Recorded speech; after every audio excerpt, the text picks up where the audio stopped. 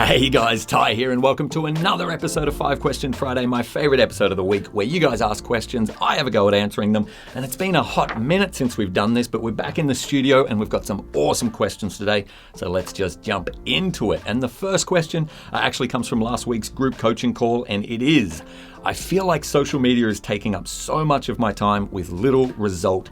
Is there a better way? Absolutely awesome question. I love it. Yes, there is a better way, for sure. Firstly, we have to define the outcome. Why are we doing social media? Why are we putting so much effort into our Instagram or our Facebook or our TikTok and our Reels and all of this stuff? What is the purpose? What is the outcome? And it is very, very simple. There is a singular outcome, and that is to get more members, or at least to create more leads, and that is it. The biggest mistake I see with boxers and their social media presence is they'll put up a whole bunch of images or reels or videos that are designed to appeal to their members, and then they'll start putting up a whole bunch of the same sort of content, but it's designed to appeal to leads or people who are looking at their box. And the problem with that is you're trying to achieve two different purposes with the same account, and those purposes are very much at odds. The kind of stuff that your members want to see that's going to educate, entertain, or give escapism to them is not what the leads or potential members that you're trying to attract are going to want to see. In fact, a lot of what your members want to see is actually going to scare away the potential leads out there, and vice versa. What your leads want to see, what's going to get them comfortable enough to take that first step inside your box, is probably going to bore your existing members, right? It's not going to be entertaining content to them. So, and this is a bit controversial, but I'm a very big proponent that your social channels, all of your outward-facing channels, are exclusively to show what you do to people who aren't in your box. They're not for your members. They're to get that person that's sitting on their fence, right? If they're looking at your Instagram or your YouTube or your Facebook or your TikTok, they're on the fence. They're interested enough that they're considering taking the next step. All of the content, I mean 100% of the content that we put on those channels is to get that person who's sitting on the fence to take that next step, to pick up the phone, to send us a message, to book in an intro, whatever that next step is for your gym. Now, if you still want to entertain, educate, and provide escapism for your current members, then just set up another channel. That might be a private Facebook group. That might be a second Instagram page that is private, that no one from outside of the box can access. But I can't stress this enough, that if you're putting out a mismatch of content, you're trying to please everybody, and all you'll accomplish is pleasing nobody. Cool. So that's the first thing, is identifying what is the outcome and how do we achieve that? A singular outcome, ideally getting new members to take that first step. Secondly, I want you to take the pressure off constantly creating new content, right? Especially with things like Reels and TikTok and that kind of stuff. There's always this pressure to, what do I post today? What new stuff can I post tomorrow? What trends are out there? What music am I going to dance to or have a compilation to that's going to interest people?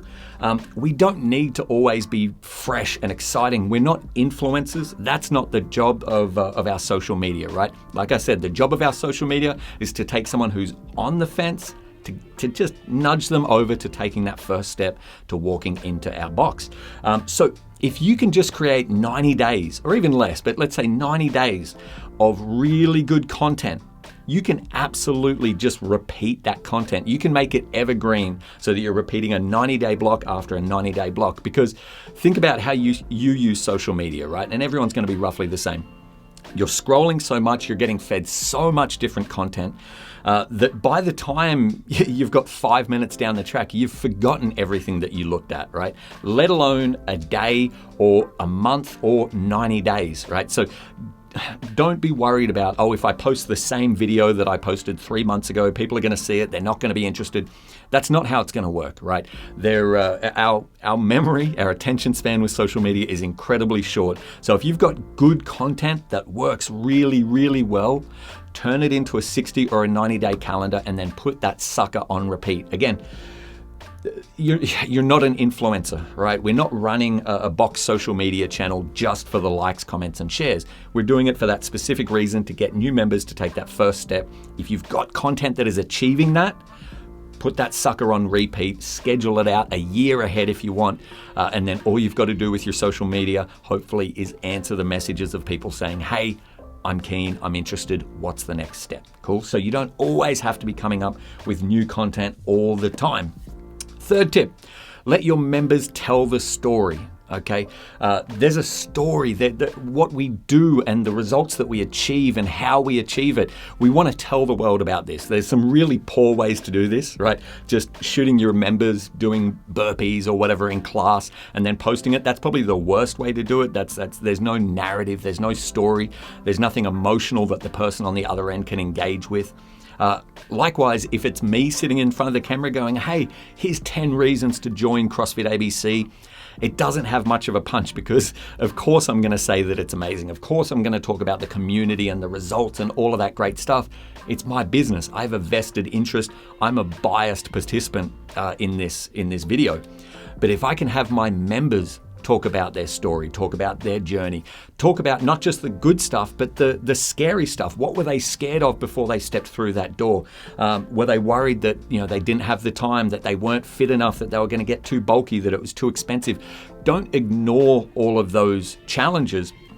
Embrace them and then have that member talk about how they overcame those challenges or how it was changed in their mind, how it wasn't going to make them bulky, how it didn't actually take up as much time, how it wasn't so expensive once they saw the value. Let your members tell the story for you. And to do that, you might have seen this coming, to do that, we're going to focus most of our content on member stories. Right now, a lot of you guys will have seen these. A lot of people will call these testimonials. I don't like the term testimonial because when we're going for a testimonial, it can feel a lot like a testimonial. And when someone jumps in front of a camera or when a potential lead sees a video that's one of your members going, since starting at CrossFit ABC, I've lost 20 kilos. When it feels that testimonial kind of vibe, people shut down pretty quickly. But if you can tell your members' story, like I said, from start to finish, what they were scared of, where they were before they stepped into the gym, what they were scared of to step into the gym for, how their first few weeks went and what they've achieved now, the changes that they've found to their life, to their family, to their job, all of that stuff. That's powerful, right? It's not a testimonial, it is their story. So we focus on member stories. And number one, obviously, because they tell the story. This is what the person on the other end wants to hear. But number two, when it comes to creating bulk content, as much content as possible with as little effort as possible, because again, you're not a social media influencer, you're not a professional marketer. I don't want you on social media every day putting hours into it. We want to be as efficient as possible. So I'm going to give you guys an example of if we were to shoot 4 member stories, right? Now, firstly, we're going to go back a step. We have to make sure that there's an ultimate goal to these member stories. Who are we trying to get in? What class are we trying to fill up right now? What kind of people are going to be the correct avatar for filling that class? We're going to select 4 of them. So let's say it's the 10 a.m. class during the week, and right now it's predominantly mums that go to that class. Awesome. We've got our avatar for that class. We're going to target mums. So I'm going to invite 4 mums along to do a little sit-down interview where we're just going to talk them through their story. We're going to ask the right questions to draw out the right answers that we want. We're going to reverse engineer those questions. And at the end of it, we have 4 really powerful, beautiful, moving, engaging, entertaining member stories, right? So there's your first 4 pieces of content, right? This usually takes maybe 2 hours, right? You put aside 2 hours on a Saturday, you can get these people in. The interviews are only 5 minutes each. Cool. So there's your 4 member stories.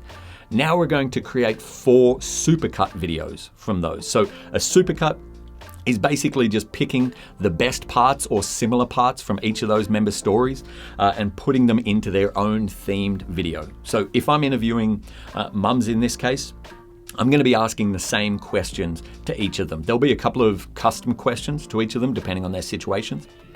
But I'm going to ask them, for example, how is training at CrossFit ABC helped you as a mum, or changed the way you interact with your kids, or has it inspired your kids? Has it led you to be a good example? Whatever it is, right? I'm going to ask that one question to all 4 of these mums, and they're going to all give me their answers. Now I'm going to take all of those 4 answers and I'm going to put those into a new video. This is called a supercut, where I'm cutting together 4, let's say, super parts of the interview.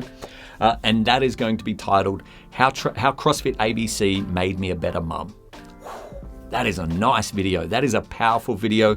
The member stories themselves are awesome, but this short, sharp interweaving of 4 different stories all around this one subject, that is a very, very powerful video. And then we take the next question, how has training at CrossFit ABC helped with your mental health, or with your self-image? That's a beautiful one. So I ask all 4 mums that. They give me their answers. I cut them all together, and that becomes the supercut, how CrossFit ABC changed the way I looked at myself. Another killer video. Cool. So we keep doing that. So we've got 4 member stories. We've got 4 supercuts. Then I'm going to go through the member stories, which, by the way, the only real editing that needs to be done here, whether it's by you or someone else, is for the member stories. All of this other stuff is just pick and choosing. You've already done the editing, so you're just pick and choosing little clips out of there. The next step is I'm going to pull the clips from the member stories, right? So whether it's a 10-second or a 50-second, anything sub 1 minute, obviously, for Reels and YouTube clips and TikTok and that kind of stuff. But any of those little, the answers that make you want to jump out of your seat when they give them to you. Since before training at CrossFit ABC, I looked in the mirror and I didn't like who I saw. I wasn't happy with myself, but now I wake up every day and I'm proud of what I've created. I'm proud of the body that I've created with the work that I've done. Yes, like I said, the hardest part when they give you this answer is not jumping up and down and celebrating. So that is its own little clip, right? We take that clip, we've got some nice music behind it already. We put it through a captions app so that we've got the captions, everything on social media, captions. And now, for each one of these member stories, you're going to pull somewhere between 5 to 10 of those clips, depending on the person, whether they talk in short sentences, little bursts, or long story sentences. So that's going to be between 20 and 40 pieces of content right there. So now we've got 4 member stories, 4 supercuts, and between 20 and 40 clips. This is huge, right? You're starting to see how we can create 90 days of content pretty damn easily. The last step is I'm going to take each one of those little clips. I'm going to find the best quote. I'm going to take some of the B-roll that I've got. So this is just footage of them working out that we use within the member stories. I'm going to take a little screenshot or a capture of one of those frames, something that looks good, or you might even have photos of this member already if you've done a photo shoot at the gym. But either way, just taking a screenshot of a still frame of them working out or smiling or high-fiving another member, that's completely sufficient. And then I'm going to jump into Canva. I'm going to take their quote. I'll editorialize it if I need to kind of shorten it down. And I'm going to put that over the top as a quote image. And now I've got 20 to 40 quote images that can go up, right? So now we've got, my gosh, 4 member stories, 4 supercuts, 20 to 40 clips or reels, and 20 to 40 quote images. We mix them around so that it's not the same person day after day. You spread that out over 60 or 90 days and boom, there you go. You've got 3 months of social media content ready to go. And not just social media content that is 10 times more engaging than anything else you've ever put out, right? Because people don't want to see you, right? They want to see people who look like them. They want to see people who have a similar journey to what they're going through. Cool? So now we've got all of this. At the end of that 90 days, you can choose. Do I still want more of these people? If so, I'm just going to recycle that all of that content for another 90 days or 60 days, whatever it turns out to be. Or if you go, actually now I want to fill up this class, and the right avatar for this class is going to be a professional male in his mid-40s.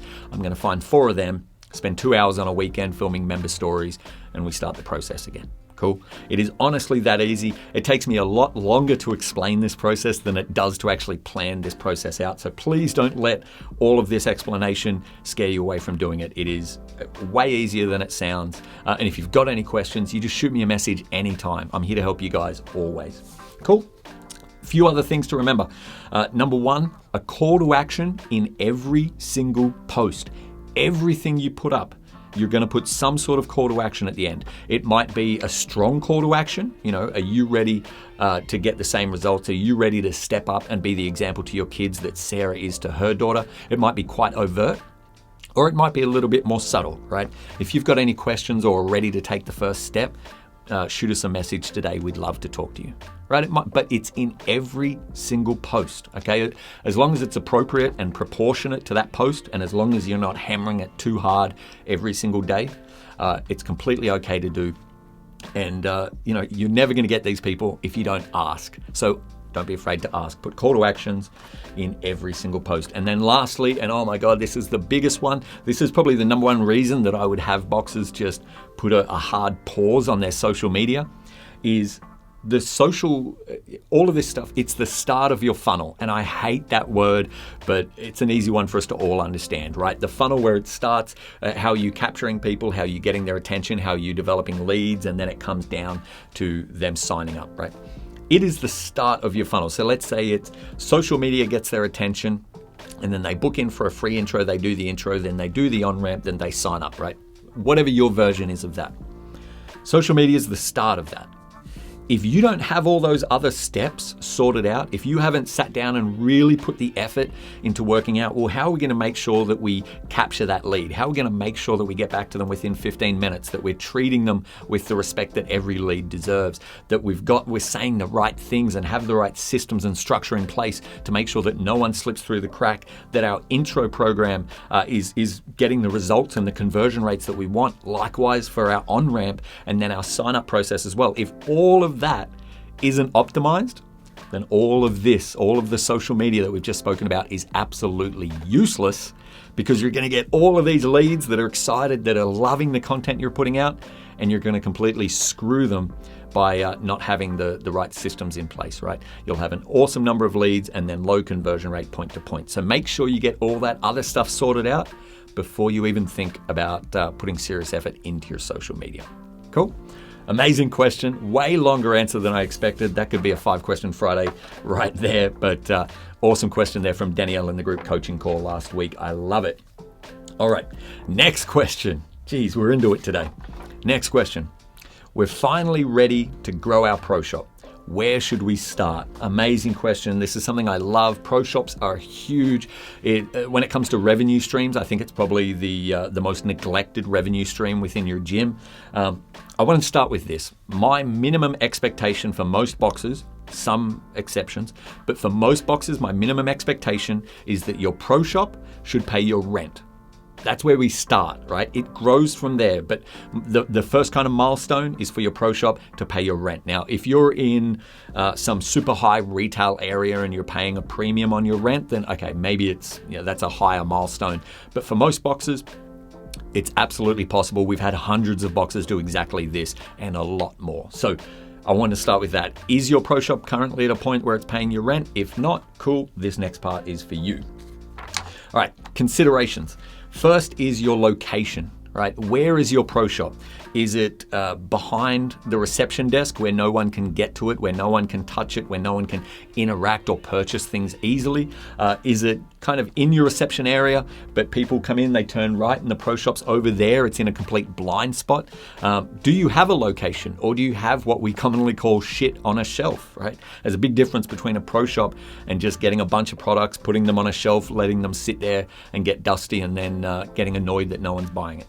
So first, location. Ideally, I want my members to be face-to-face with my pro shop on their way into the gym, and then face-to-face with another part of my pro shop on their way out of the gym. So there is no way you can walk in or out of my box without being face-to-face with our pro shop. Cool, so that's number one, is location. Number two, presentation. All right, like I said, is it shit on a shelf or is it actually a pro shop? Have you put the effort in to make sure that it looks good, to make sure everything is faced up, to make sure that you're presenting, t-shirts is a good example, right? It might look cool, and you've seen it in retail stores to have folded t-shirts all presented nicely, and that'll look cool for about 10 minutes until one member comes through and pulls them all out and then puts it back messily, and now your pro shop is ruined. You don't have someone there to clean it up every 5 minutes like they do at a retail store. So put the effort in, right? How are you setting up your pro shop? Is it, like I said, is it just a couple of floating shelves? That's fine, but how is it presented? Is it dark and dingy? I see this commonly with a lot of boxes. Their pro shops are, there's no light on them. It's kind of the scary corner of the gym. It gets jammed in there. We put a lot of effort into lighting. Even when it comes down to what products we stock, I'm going to look at the packaging and the presentation of that packaging, right? Is it shiny? Is it going to reflect light? Is it going to draw people's attention? This is all really basic merchandising, but it makes a huge difference. So just improving the location and presentation of your existing pro shop is absolutely going to get you more sales immediately without doing anything else, spending any extra money. Presentation matters. Next tip, less is more. You're not a retail store. The goal isn't to have 10 different types of protein and 4 different types of speed ropes and every kind of wrap and selling equipment like kettlebells, medicine ball. You're not trying to be a one-stop shop for all of your members, all right? You're going to focus on what moves and what has the highest margins, right? What do people buy the most often, every single day, ideally? And what has the best margins? It really doesn't matter if you're stocking a whole bunch of this protein powder, but the margins are only 10, 12%, because by the time you account for shipping and handling, you've probably lost that 10 to 12% margin anyway.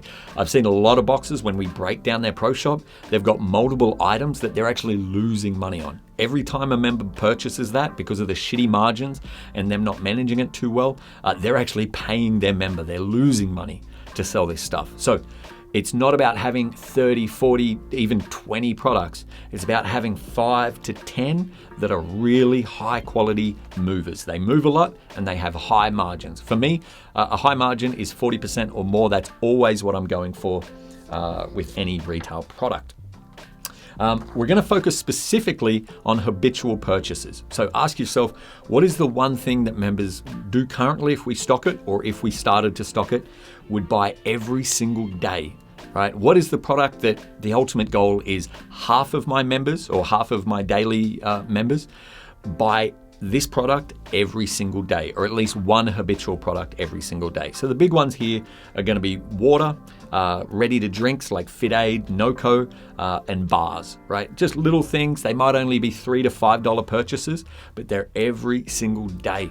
If you stock a ready to drink recovery drink like Fit Aid or NoCo or something, you should be going through boxes of that stuff a week, right? A lot of it comes down to presentation and ease of purchase, but the majority of your effort in your pro shop is going to be around the habitual purchases and apparel, which we'll get into another day. And then manage your pro shop, all right? Treat it like its own little business. Don't just put shit up on a shelf every 3 months rather, and hope that it works out. Hope that, it's there, it'll sort itself out. If someone wants it, they'll get it. Not at all. You have to manage it, right? Easy way is just look at daily, weekly, and monthly, right? Every day at the start of the day or at the end of the day, whatever, you're going to face up all of the products. So you're going to make sure there's no gaps, right? If people have bought drinks, you're going to move all the drinks forward. If someone has bought, there's 3 tubs of protein and they've bought the middle one, you're going to space the rest out. I don't want any gaps. I don't want it looking shitty. I want it looking like a brand new pro shop every single day. So daily, we're going to face up the pro shop. Weekly, we're going to clean the pro shop. All right, just get a wet rag, run it across the shelves, run it across the top of everything, give it a little dust. It'll take 5 minutes, but no one's going to buy anything in your pro shop if it's covered in dust, right? If it looks like crap.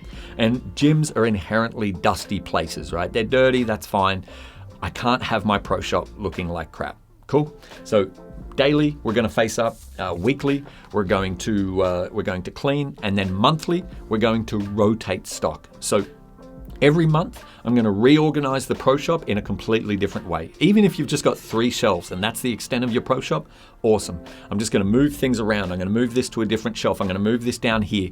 I want my members to feel like it's a completely new store. We have new things in stock every month, even if they don't, because every person, their eye is going to fall to a certain spot, right? Depending on their height and, whatever. I want them to see a new Pro Shop every month. And the amount of times, I know this sounds like a small thing, but the amount of times you'll do this and the next day you'll have multiple members come through and they'll go, oh, wow, you guys have got these in stock now. And you've had it for months. But because it was sitting up high, that shorter member didn't see it. Now I've moved it down low. Now they see it. It feels fresh. It feels new. It creates new sales. Cool. So manage your Pro Shop. A few more tips. Geez, these answers are getting long. I tell you what. Actively sell. Wear the apparel. Drink the drinks. Don't drink too many. Don't drink all of your profits. I know you guys do this. I know I used to do this.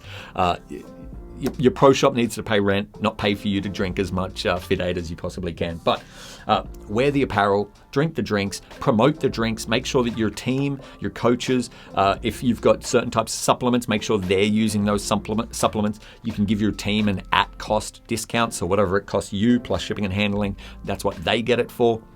But I need your members to be actively aware of what you're selling. So you have to be actively selling it. Offer samples for protein and that kind of stuff.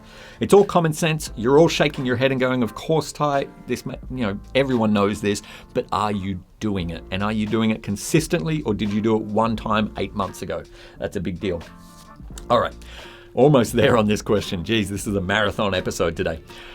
Second last, reinvest every single cent for 6 to 12 months, all right? Don't make a little bit of money, a couple of $100 profit, and then go, oh, awesome, that can go into paying me, that can go into paying rent, that can go into buying your equipment. If you're serious about your Pro Shop becoming a serious revenue stream for your business, and you should be.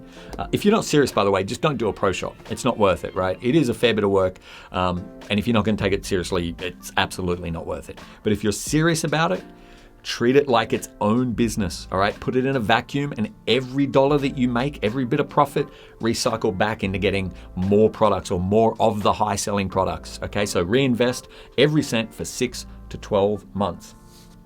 And if you want to know more about this, guys, we just ran, which is probably why I'm going on a tear on this, we just ran a couple of weeks ago a workshop in the VIVE tribe called the Profitable Pro Shop Workshop, where we go into an hour and a half of what I'm talking about here. We look at examples of Pro Shops from around the world, the good, the bad, the ugly. I give you guys fit out options of what type of designs you can have. There's a big one. So if this wasn't too long for you and you want to know more, shoot me a message and I'll send you a link to that. I need a sip. Woo. We are fired up today. All right. Question number 3. I know I need to do more video content, but I'm really uncomfortable in front of the camera. Tips. I feel this so much. One thing I don't think I've shared enough, and I think it is really important because I do a lot of video content. I'm pretty okay at it. But what a lot of people don't know is I hate it, right? I'm shaking right now. Once I'm into it, it's okay. But this video today, for example, I probably spent maybe 10 to 15 minutes going, hey guys, hey guys, welcome to the, crap. Right? I get nervous. I hate it. I get sweaty. I come up with reasons not to do it. We've done somewhere between 600 and 700 videos over the last decade for the VIVE group. And every one of them I've hated, right? The point I'm getting at is being uncomfortable is not a good enough reason to not create the content, right? If you've sat down and it makes sense that you being in front of the camera and doing whatever kind of content it is that you want to do, if you decide that that is going to move your business forwards, then who cares if you're comfortable, right? Just fake it till you make it, right? Go through as many false starts as possible until you hit the nail on the head. Get super caffeinated like I am today and just find what works.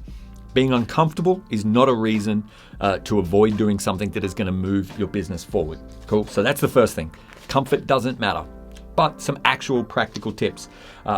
Get practice in, right? Before you share whatever it is, it might be a coaching concept or it might be a nutrition tip or something like that you want to put into a video format. It might be a short course for your members, whatever it is. Get some reps in.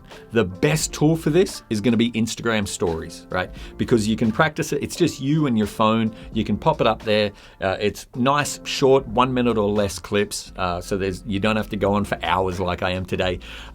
You can delete it if you don't like it. You can take as many tries as you want, and it's only up there for 24 hours.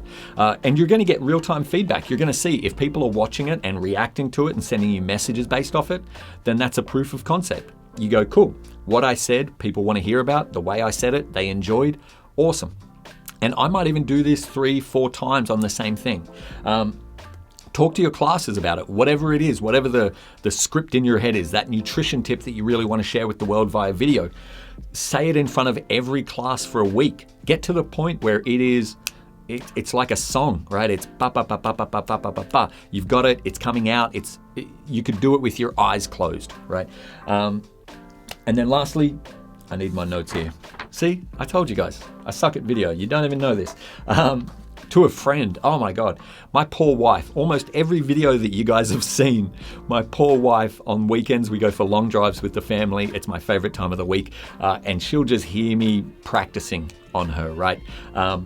As many times as I can get this out, I'm going to. That's where we get the practice in. That's where you shake out those nerves, you shake out all the ums and the ahs, and you get better at it. Next one, outline, don't script. Cool, so just like I've got here, I've got an outline of all of my answers. If I didn't, I'd go off on even more tangents than I currently am. I'd get lost, where was I? What was I trying to say?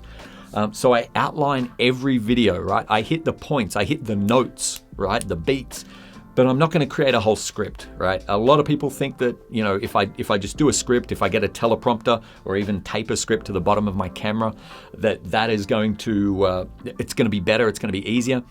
All it's going to be is, if you're not already comfortable in front of the camera, you're just going to look like you're reading a teleprompter, right? Reading a teleprompter, there's a skill set to it. There's a reason that news presenters and politicians and that, it takes practice, cool? So you don't want to end up going, hey guys, in today's video, I'm going to teach you how... It doesn't work. If people can't engage with what you're saying, if they don't feel like it's organic, it won't work. So by all means, use cue cards. You can put the cue cards underneath the camera. I do that a lot. But don't script everything out word for word. That's going to get you.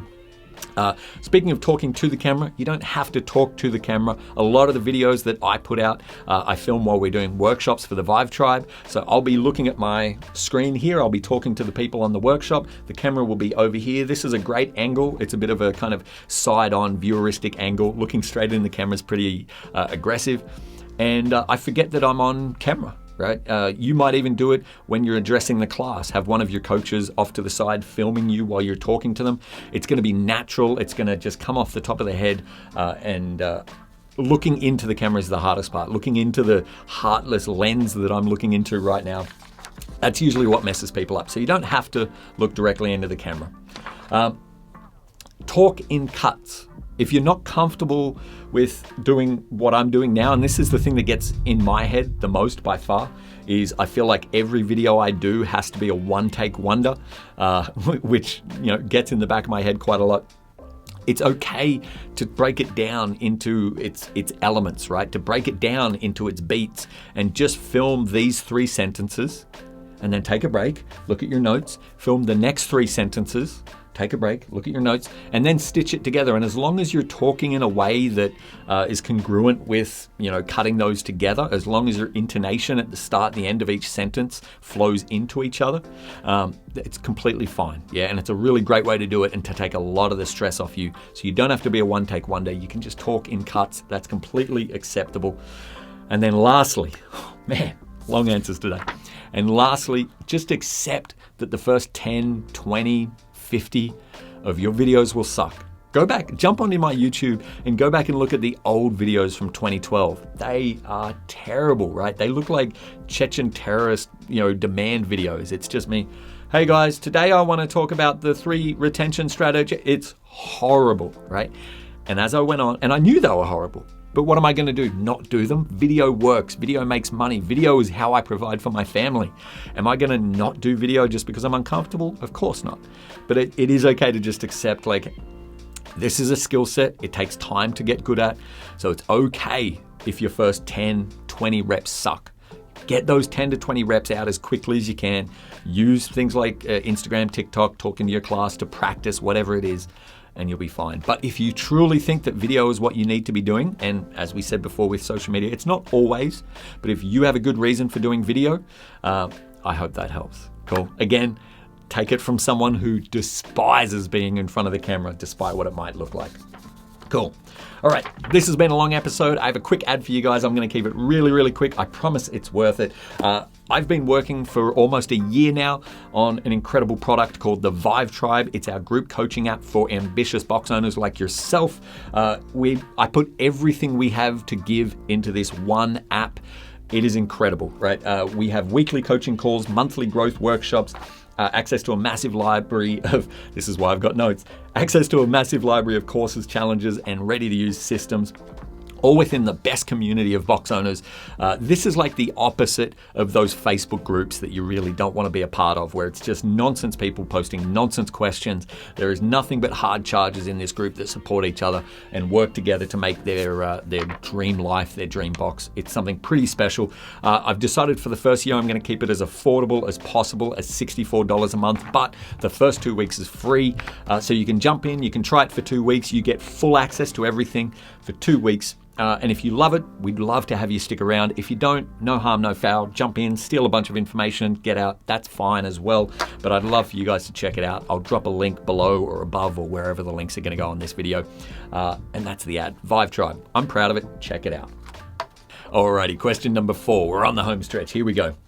I feel like our box is rudderless. I show up every day and do the same thing without any long-term direction. Ooh, I feel this one. This is something I see at almost every box that I work with is, look at it. When we decide to open a box, it's all very exciting. There's a lot to do, right? We find the location, we find the equipment, we come up with a name, we apply for affiliation, or we get our first 30 members, and then we teach the classes, we get more members, we teach the classes, we get more members, we teach the class, and it just becomes Groundhog Day. And after a few months or a few years or a decade, you look at it and go, well, what am I doing?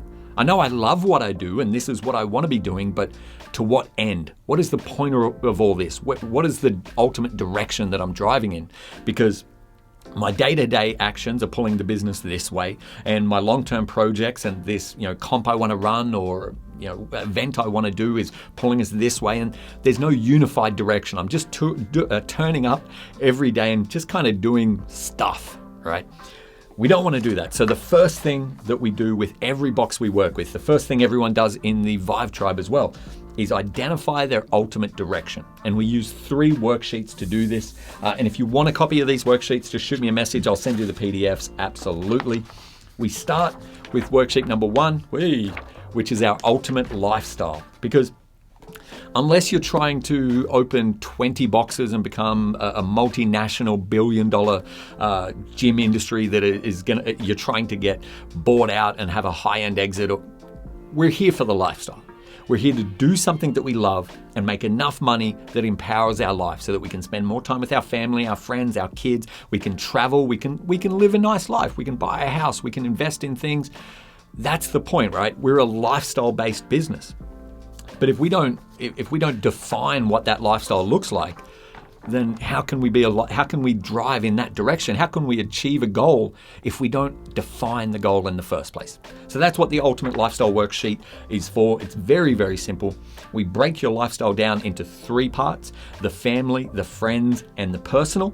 And then you're going to define what your ultimate lifestyle looks like. And when I say ultimate, I mean no limitations of money, no limitations of time, right? You close your eyes, you've just won the lottery, you've won $20 million. What are you doing with your lifestyle? Cool. So identify weekly, what am I doing with family, monthly with family, and yearly with family. Do the same thing, friends, weekly, monthly, yearly, and then the one everyone struggles with, personal. What are you doing for you? What are you doing every week, every month, and every year that is purely selfish and for you? And this is a really hard one for box owners because, we're here to serve. We're here to help other people. We don't spend a lot of time thinking about ourselves. This is why so many box owners burn out so quickly, is because we give, and we never take time to recharge the batteries. So weekly, find a hobby. Monthly, find an event or a community to be a part of. Yearly, do something big for yourself, right? Go on an adventure, do a challenge, do something that is purely for you. So that defines our ultimate lifestyle. What are we doing with family, friends, and for ourselves? Once we've defined our ultimate lifestyle, then we can define the next worksheet, which is the ultimate gym. All right. Now, when I say ultimate gym, I don't mean kind of the 14-year-old version of you excited. Wow, if I had an ultimate gym, it would be 5 stories high and a whole level would be running tracks and I'd have... Not that kind of ultimate gym. I mean, what is the exact gym that is designed to create the ultimate lifestyle? If you do everything on this page properly, without trying, it'll result in this kind of lifestyle. Cool? So when we understand that, there might be some consolations that we have to make, right? You might want to run a specialist course or a specialist class in your gym, but you're the only one who's qualified to teach it. And if your ultimate lifestyle says that you want to have freedom and be able to, travel for weeks or months on end, or run your box from the other side of the world like a lot of people do, you can't put that specialty class in because they're at conflict, right? So the ultimate lifestyle comes first. Everything in the ultimate gym gives way to the ultimate lifestyle. So we're going to define our culture, our services, our training focus, the team that we'll need to achieve this ultimate lifestyle long term. The member count, more is not better. The facility size, more is not better. The hours, more is definitely not better. And then the total revenue that you'll need to achieve all of this. Cool? So we're creating the perfect gym that gives us the perfect life. Now, these are both really fun. Don't rush yourself on this. Don't do it in between other tasks. Take your time on a weekend, have a beer, have a glass of wine, do something to chill out and really take your time. If you've got multiple owners, even if it's you and your partner, sit down and do these separately, right? Don't talk about it, do it completely separately, and then come back together and compare and contrast, right? Because it'll be really eye-opening when you see the similarities and when you're kind of diverging, and that's a nice conversation to have to make sure that it doesn't come up down the road. But those first 2 sheets, they're kind of in the clouds, dreaming type stuff. The last sheet, we're going to use that information. We're going to bring it back down to real actionable direction results that we can do today. And that is the ultimate direction worksheet. So we've got 4 boxes rather. Top left, we're going to start with what is your 3-year vision? All right. So based on everything you've written for yourself and your lifestyle for the gym in Ultimate Gym, keep it to 4 or 5 dot points. What is the 3-year vision for your lifestyle and for the gym? Then we bring it down a little bit to your 12-month goals. All right. So based on that 3-year vision, what needs to happen in the next 12 months to get you closer to that 3-year vision? Then we break it down to your 90-day projects. What 90-day projects do you need to work on now to achieve your 12-month goals? And then lastly, this week actions. What actions do you need to take this week that are going to achieve your 90-day projects, that are going to get you closer to your 12-month goals, that's going to ultimately achieve your 3-year vision? And that last bit, the this week actions, we don't write on the paper. We write on a Post-it note, just 3 things. What are the 3 things that are going to get you one step closer to your 90-day projects, 12-month goals, 3-year vision? And every week, we cross them off when we've done them, and we put a new Post-it note on top, and we put a new Post-it note on top. This is something we do in the tribe. Everyone takes a photo, shares it once a week. At the end of the week, they share what they've crossed off and what they haven't. This is a very powerful piece of paper if you let it be. So that is the ultimate lifestyle, the ultimate gym, and the ultimate direction. If you don't have a direction, then what are you doing? You're just turning up, spinning your wheels every day. You definitely don't own a business. You own a hobby, or at best, you own a job. And that's no way to live. If you'd like a copy of those, guys, shoot me a message. I'll send you the PDFs. No drama at all. All right, last question. This is a marathon one today. I'm losing my voice already. Last question number 5. How do I make my box gym porn worthy? I love this question. Something I'm really passionate about is sharing some of the coolest looking gyms around the world. I want to be clear first why I do this.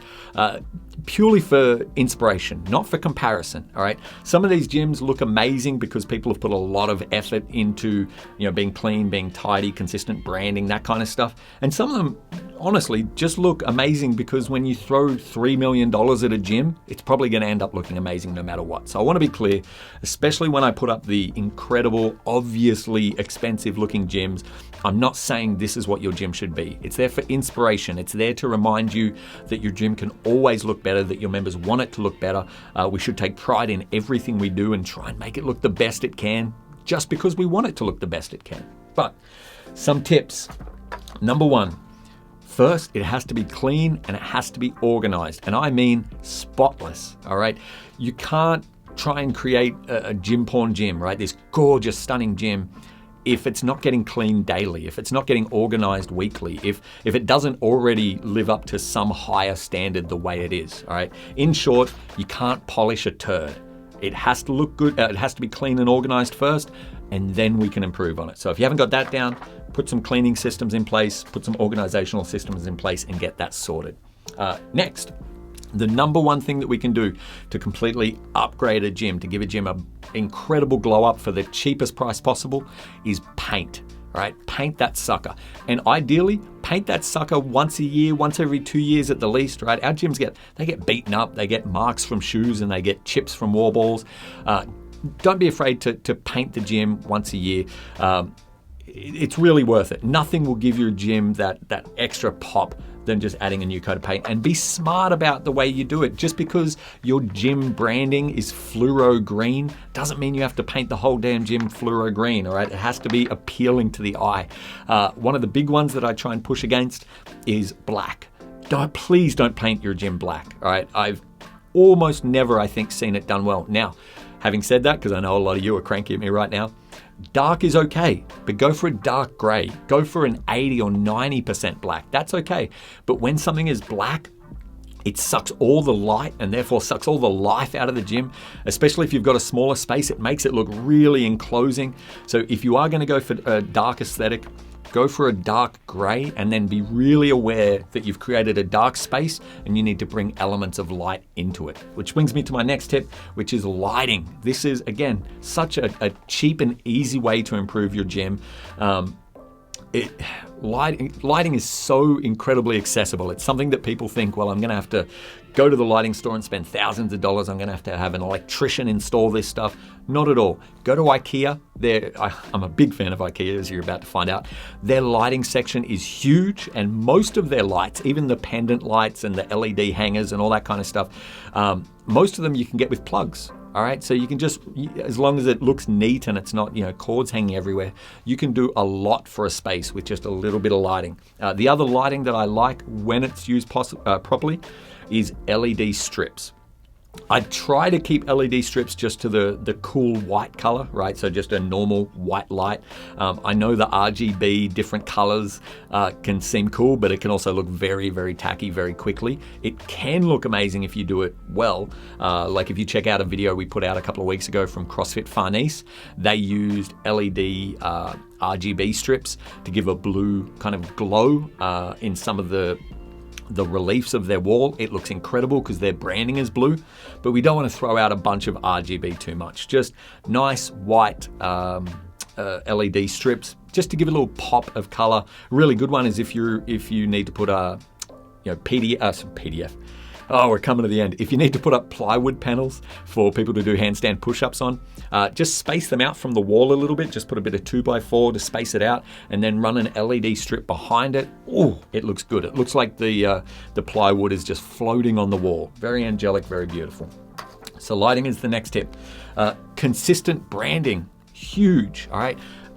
Break down your brand. What does it stand for? Not just the colors and the fonts and the logo, but how does it make you feel? Is it a grungy brand? Is it a kind of a luxurious, elite, high-end, premium brand? I'm running out of words. This has been a long video. Have that branding consistent around the whole place. So when I walk into your bathroom, it should give me the same feeling as when I walk into the reception area or when I walk into the gym. It all should be consistent, okay? Take inspiration from other places that have put the work in, all right? Whether it's a retail store, cafes are amazing for this, hotels are amazing for this, just while you're walking around the world. Around the world. Oh, we're at the end of this, guys. I'm so happy you're sticking with me. While you're walking around the world, as we all do, have a look at places that have really put the effort in. They've done their research. They might have even spent tens of thousands of dollars on hiring an interior designer or a consultant for this stuff. Steal their ideas. Cafes are great for this one. Another great place for inspiration, this is where I get most of my stuff from, is a website called behance.net, behance.net. It's the largest portfolio website in the world, and you can just search, cafe or gym or whatever you want to search, and then the filter is interior design. Click enter, you're going to get an amazing, amazing array of the most beautiful places in the world. That's where I find most of the box porn, in case you're wondering. And then, as I said before, IKEA is your best friend, whether it's lighting or whether it's the furniture or whether it's fake plants to try and bring a pop of color and a pop of light that you don't have to water every single day. IKEA is absolutely your best friend, and it's my main recommendation because no matter what country you're in, I'm sure you've got an IKEA close. So that is how you make your gym porn worthy. I love it. And if your gym is already gym porn worthy, I want to see a video of it. I want to see photos. Shoot it through to me. I love that stuff. But guys, there you go. That's the first 5 question Friday in a while. I appreciate you sticking with me. This is going to be a 3-hour video, I'm sure. If you've got any questions you'd like me to ask on the next episode, please shoot me a message or drop me a comment. I appreciate you sticking through if you've stuck it out this long. I'll see you next Friday. Have an amazing weekend, guys.